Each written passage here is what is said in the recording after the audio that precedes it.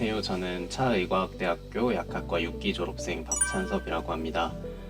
저는 차의과학대학교에서 석사학위까지 수료를 하고 현재는 고바이오랩이라는 회사에서 전문 연구요원으로 군 대체 복무를 하고 있습니다.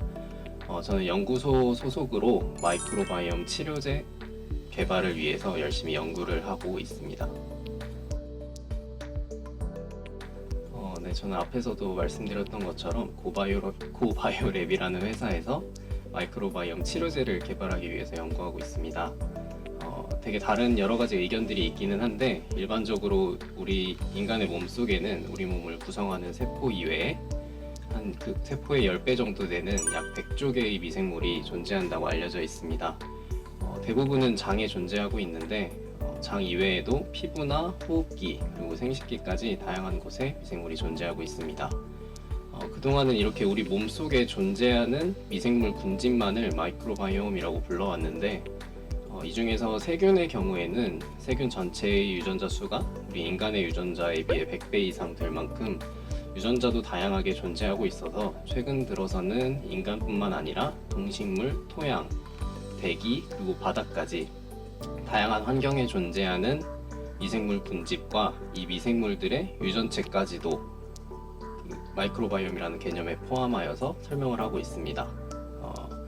이런 마이크로바이옴은 우리 주변 환경에 단순히 존재만 하고 있는 것이 아니라 환경과 다양한 상호작용을 하면서 여러 가지 역할을 하고 있는데 최근 들어서 아토피나 천식 같은 자가면역 질환 혹은 비만, 당뇨 같은 대사질환, 심지어는 우울증이나 자폐증 같은 정신질환까지도 이 마이크로바이옴에 연관이 있다는 그런 보고들이 계속되고 있습니다. 특히 2007년부터 미국 NIH의 지원으로 진행된 10년간의 휴먼 마이크로바이옴 프로젝트에서 염증성 장질환이나 당뇨 같은 질환들과 마이크로바이옴의 연관성이 보고되면서 저희 분야가 전 세계적으로 엄청난 관심을 받고 있습니다.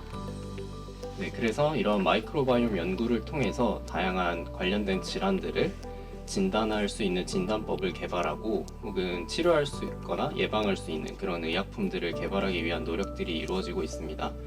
실제로 얼마 안 됐는데 지난 11월 30일에는 스위스의 리바이오틱스라는 제약사가 클로스트리디움 디피실리 감염증이라는 질환을 타겟으로 레비오타라는 약물을 개발을 했고 이게 FDA로부터 승인을 받으면서 전 세계 최초로 마이크로바이옴 치료제라는 게 승인이 되기도 했습니다. 저희 회사에서도 5,000개 이상의 인체 치료율의 마이크로바이옴 라이브러리, 균주 라이브러리를 가지고 있고 3,000명 이상의 마이크로바이옴과 임상 메타데이터를 기반으로 해서 마이크로바이옴 치료제를 개발하고 있습니다. 저는 연구소 소속으로 데이터베이스 팀에 속해서 라이브러리 관리부터 인비트로 효능 평가를 통해서 라이브러리로부터 유용한 미생물을 찾아내고 개량하는 등의 업무를 수행하고 있습니다. 네, 전문 연구 요원이라고 해서 특별히 다른 일을 하는 것은 아니고 다른 연구원분들과 동일하게 근무를 하고 있고 연구원이니까 출근을 하면 당연히 주된 업무는 실험을 하는 거입니다. 실험을 하다 보면은 중간중간 자투리 시간이 되게 많이 남는데 그런 시간에는 보통 관련된 논문들을 읽으면서 공부를 하면서 시간을 보내는 편이고 주 1, 2회 정도는 연구 결과에 대해서 미팅을 하면서 잘 안 된 실험이 있으면은 왜 안 됐는지를 분석하고 해결책을 마련을 하고 실험이 잘 됐으면은 이제 다음 과정에 대해서 어떻게 할지 논의하는 그런 시간들을 보내고 있습니다. 저희 마이크로바이옴 분야가 아직은 좀 챌린징한 분야이다 보니까 최신 연구 동향을 잘 파악하고 잘 참고하는 것이 중요한데 그렇기 때문에 월 1, 2회 정도는 연구하고 있는 내용에 대해서 스터디한 그런 내용들을 서로 공유하는 그런 시간들도 갖고 있습니다. 연구라는 게 세포, 동물 같은 모델 생체들을 이용해서 이루어지는 경우가 대부분이고 실험 중에서는 짧게 끝나는 것도 있지만 되게 긴 시간을 요구하는 실험들도 있어서 야근이나 주말 근무가 불가피한 경우가 굉장히 많은데 그래도 그런 경우에는 대체 휴무나 추가 수당으로 보상을 받고 있어서 큰 부담 없이 업무를 수행하고 있습니다. 제가 속해 있는 연구 분야의 경우에 입사할 때 석사학위가 필수로 요구되는 곳이 대부분인데 저희 회사 역시도 석사학위를 필수로 요구하고 있고 저희 회사는 석사를 2년의 경력으로 인정을 해주셔서 3년 차로 입사를 하게 됩니다. 그래서 초봉은 3천만 원 중후반대에서 형성이 되고 물론 사람마다 입사할 때 연봉은 조금씩 차이가 있는 것으로 알고 있습니다. 성과에 따라서 연봉 인상률도 다르고 성과에 따라서 연일 회 인센티브를 받고 있고 연구직의 경우에는 연구수당도 따로 책정이 되어서 같이 수령을 하고 있습니다. 저희 회사는 2020년도에 코스닥 상장이 된 회사이고 그래서 아직은 한창 성장하고 있는 그런 단계의 회사입니다. 같은 직군의 다른 경우와 비교해 봤을 때 아직은 연봉이 되게 높다고 할 수는 없는데 그렇다고 또 낮게 받는 거는 아니어서 크게 불만족스럽거나 그렇지는 않고 잘 만족하면서 다니고 있습니다. 복지 사항 중에 가장 만족도가 높은 복지 제도는 아무래도 탄력근무제랑 주 4.5일제인 것 같습니다. 저희 회사는 출근 시간을 7시 반, 8시 반, 9시 반 셋 중에 원하는 시간으로 택할 수 있어서 출근 시간 러시아워를 피해서 출퇴근을 할 수 있고 월요일부터 목요일까지 조금씩 더 일을 하는 대신에 금요일 오후에는 근무를 하지 않고 있습니다. 그래서 사실 평일에는 은행이나 관공서, 병원 이런 데를 가기가 좀 어려운 게 사실인데 금요일 오후 시간을 이용해서 그런 걸 할 수도 있고 아니면 좀 일찍부터 주말을 즐길 수 있는 그런 장점이 있습니다. 그리고 업무에 필요한 교육이나 비용들은 회사로부터 당연히 지원받아서 다 사용을 할 수가 있고 영어 공부라든지 도서 구매 등도 회사에서 다 지원을 해주고 있으시고 최근에는 이제 회사원들의 동아리 활동까지도 회사에서 지원을 해주고 있으셔서 직원들의 복지를 위해서는 굉장히 애쓰고 있는 편이시라고 생각을 하고 있습니다. 네, 그리고 또 좋은 것 중에 하나가 회사의 위치가 판교에 있어서 주변에 편의시설도 많고 교통도 편리하다는 장점이 있습니다. 그리고 저희가 원래는 서울대학교 내부에 위치해 있다가 올해 초에 판교로 이전을 하면서 시설에 굉장히 신경을 많이 쓰셔서 근무 환경은 굉장히 좋은 편이라고 생각을 하고 있습니다. 그리고 이전 당시에도 그렇고 지금도 그렇고 회사에서 연구 장비에 대한 투자는 정말 아끼지 않고 해주시는 편이어서 없는 장비가 없을 만큼 다양한 실험 장비들을 활용하고 배울 수 있다는 것도 아주 큰 장점이라고 생각하고 있습니다. 업무적으로 좀 특별하다고 생각하는 부분은 직급에 상관없이 의견을 쉽게 제시할 수 있다는 그런 분위기인 것 같아요. 그래서 비교적 자유도가 높은 그런 업무 환경 때문에 조금 더 주도적으로 제가 원하는 대로 업무를 진행해 나갈 수 있고 그만큼 배우는 것도 많은 게 장점인 것 같습니다. 물론 그만큼 책임감도 더 커지고 사실 아직 저희 회사가 직원이 60명이 채 안 될 정도로 좀 작은 회사이다 보니까 한 명 한 명에게 주어지는 일은 좀 적지 않다고 할 수 있는데 회사에서 이런 부분들도 공감을 해주시고 지속적으로 채용을 하려고 노력을 해주고 있으셔서 그런 부분들도 점점 나아질 거라고 생각을 하고 있습니다. 첫 번째로는 당연히 석사 전공과의 적합성이었습니다. 약학대학을 졸업하고 미생물 분야에서 석사학위를 수료했기 때문에 가장 적합한 분야라고 생각을 했습니다. 그리고 이 분야가 아주 각광받고 있는 그런 분야라는 것도 좋았습니다.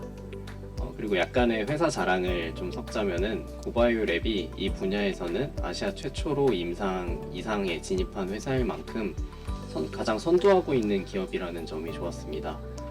사실 마이크로바이옴 치료제라는 게 기존 연구를 하기에 되게 어려운 분야라고 저는 생각을 하고 있는데 이 회사에서 발표한 그런 논문들을 찾아봤을 때 이 회사가 기존 연구 부분에서도 우수한 역량을 갖고 있다고 생각을 했고 그만큼 또 연구를 중요하게 생각하는 회사라는 게 마음에 들었던 것 같습니다.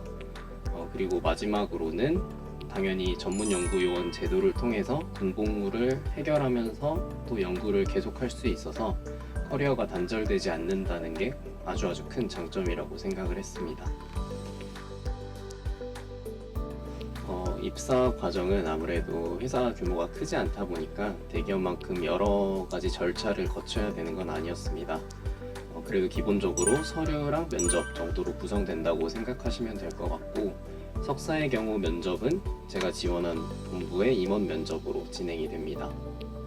박사급부터는 대표이사 면접으로 진행되는 것으로 알고 있습니다. 사실 저도 이 회사가 처음이다 보니까 꿀팁이라고 할 만한 게 없기는 한데 면접은 아무래도 연구직이다 보니 석사 과정까지 본인이 어떤 연구를 했었는지 연구에 대해서 설명하는 시간이 대부분이라고 생각하시면 될 것 같습니다. 대기업처럼 다수의 면접자가 있는 것이 아니다 보니까 본인에게 할당되는 시간도 훨씬 많고 그만큼 질문도 훨씬 구체적일 수 있습니다. 그래서 본인이 어떤 내용의 연구를 어떤 실험 기법으로 연구를 했었는지 수행했었는지 잘 설명해야 된다고 생각합니다. 그리고 이렇게 수행했던 경험들이 본인이 지원하신 직무와 어떻게 연관이 있고 왜 적합한지를 잘 설명을 하시고 조금 더 나아가서는 본인의 경험을 살려서 이 회사에 와서는 어떤 연구를 하고 싶은지 회사가 어떤 비전을 가지고 연구를 해나가면 될지 향후 방향성까지도 제시할 수 있으면 더 좋을 것 같습니다. 제가 종사를 하고 있는 제약산업 기준으로 저는 말씀을 드릴 수밖에 없는데 사실 약학을 전공한 사람들은 제약회사에 굉장히 다양한 분야에서 활동을 하고 있습니다.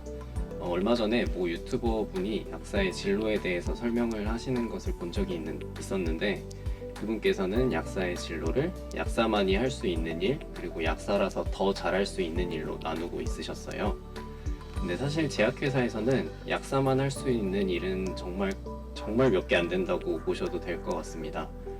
대신 규제를 다루는 RA 부서라든지 R&D 중에서도 약동학, 양력학, 제제학 분야처럼 약사라서 조금 더 잘할 수 있는 그런 분야가 있기는 하다고 생각을 합니다.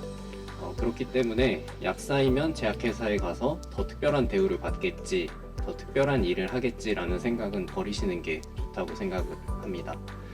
그래서 제약회사 연구원을 생각하고 있으신 분이라면 약학을 전공하는 게 업무하는 데 있어서 당연히 조금은 더 도움은 되겠지만 필수는 아니다는 정도로 이해하시면 될 것 같습니다.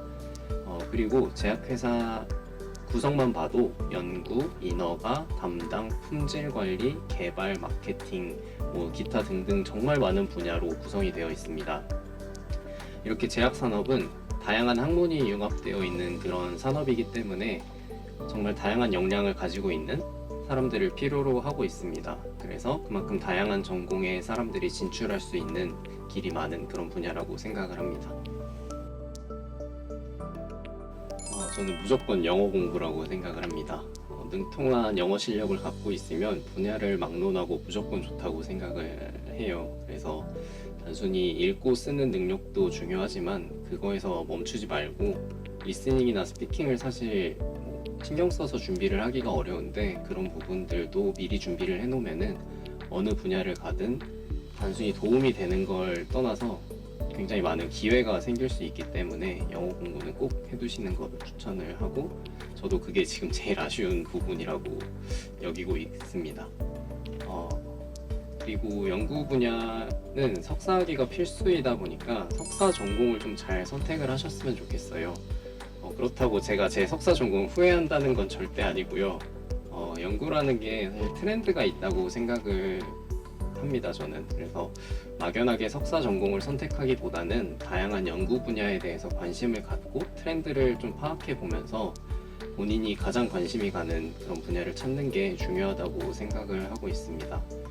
그렇다고 현재 트렌드인 연구가 무조건 좋은 연구다라고 할 수는 절대 없는데 현재 트렌드가 아니라는 건 결국 언젠가는 주류인 분야가 될 수도 있다는 걸 의미하기도 하고 혹은 항상 그냥 수요가 있는 그런 연구라고 생각을 할 수도 있어요. 그리고 특히 연구라는 분야가 많은 인내심과 노력을 요구하는 분야라고 저는 생각을 하고 있고 그렇기 때문에 관심 있는 분야의 연구 방식은 어떤지 혹은 연구 환경은 어떤지 그리고 현재 어느 정도의 위치까지 갔는지 그런 부분들을 다양하게 좀 고려해보고 본인의 취향에 잘 맞는 그리고 그래서 꾸준히 재밌게 할 수 있는 그런 분야를 선택하는 게 무엇보다 중요하다고 생각을 합니다. 제약회사를 가고 싶다고 해서 대학을 비롯하여 국공립 연구기관들에서 무슨 일을 하는지 몰라도 되는 건 아니에요. From Bench to Pharma라는 표현이 있을 만큼 제약회사의 연구는 연구기관으로부터 산업까지 쭉 이어져 있기 때문에 매일매일 보지는 못하더라도 주기적으로 다양한 곳에서 어떤 연구들을 하고 있는지 좀 관심을 가지고 살펴보시기를 추천을 드립니다. 일단 본인이 연구하고 있는 그런 분야에 대한 관심은 기본으로 필요한 것 같고, 저를 예로 들면은 특정 질환에 이제 어떤 미생물이 유용할까, 그리고 왜 그 미생물이 유용한지, 그리고 또 유용하다는 것을 어떻게 증명할까 등의 그런 연구에 대한 고민들을 계속해서 하는 그런 자세가 제일 중요하다고 생각을 합니다. 하나의 가설을 증명하는 데에는 여러 가지 방법이 있을 수 있습니다. 작게는 한두 명과 하는 디스커션부터 연구소 혹은 회사 전체 미팅까지 다양한 자리에서 본인이 생각한 연구 방향에 대해서 합당한 근거를 가지고 제안하고 설득할 그럴 일이 되게 많아요. 그러다 보니 적절한 문헌이나 자료를 검색하는 능력이 필요하고, 그렇게 찾은 자료들을 내용을 잘 정리하고 또 잘 전달하는 그런 능력이 중요하다고 생각합니다. 물론 실험을 잘 하는 건 기본으로 요구되는 사항입니다. 연구원을 꿈꾸고 있는 많은 후배님들께 드리고 싶은 말씀은 사실 연구라는 게 잘하기까지 쉽지 않은 분야인 것 같다는 거예요. 공부도 정말 많이 해야 되고 생활 패턴 자체도 제 자신보다는 모델 생체의 삶에 맞춰야 될 정도로 워라밸이 좋지는 않은 분야가 맞는 것 같아요. 또 정해진 프로토콜대로만 하면 된다고 생각할 수 있고, 실내에서 하는 굉장히 정적인 일이라고 생각할 수도 있는데, 연구는 하나의 가설을 증명하는 수많은 경우의 수 중 하나를 스스로 만들어 나가야 되는 그런 도전적인 일이라고 저는 생각을 해요. 그렇게 리스크가 큰 일인 만큼 성공했을 때 리턴도 큰 그런 일이고, 아직도 연구를 하면은 굶어 죽는 거 아니냐 그렇게 말하는 사람들이 되게 많은 걸로 알고 있는데, 리스크가 큰 일인 만큼 경험이 또 중요한 분야이다 보니까 경험이 쌓일수록 더 좋은 대우를 받으면서 일할 수 있는 그런 분야이기 때문에 후배님들께서 더 많은 관심을 가지셨으면 좋겠습니다.